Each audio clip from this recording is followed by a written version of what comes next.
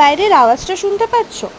হ্যাঁ, পড়ছে মুষলধারে বৃষ্টি। কিন্তু সেই দিন এরকম কোনো ওয়েদার ছিল না, ছিল প্রচণ্ড গরম।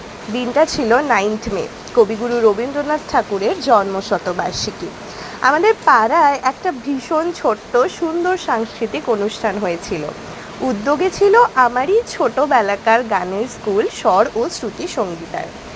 এবং এখন সেখানে আমারই মতো, মানে আমি যখন ছোট ছিলাম সেরকমই বয়সের কচিকাঁচারা প্রশিক্ষণ গ্রহণ করে। বাবা মা আমি তিনজনেই ছিলাম সেখানে ইনভাইটেড, এবং ছোটোবেলাটাকে যেন আবার ফিরে পেয়েছিলাম। বড় হয়ে ওঠার জার্নির মধ্যেই ছোটোবেলাগুলোকে মিস করা একটা লুপের মতো। গরমের চোটে আম পান্না ওয়াজ ম্যান্ডেটারি, আর যেন একটু প্রাণ দিয়েছিল। তাও অনুষ্ঠানের মধ্যে না গরমটা ঠিক কাটিয়ে ফেলেছিলাম, ঘেমে নিয়ে সুন্দরী কেটেছিল দিনটা। ভালো থেকো।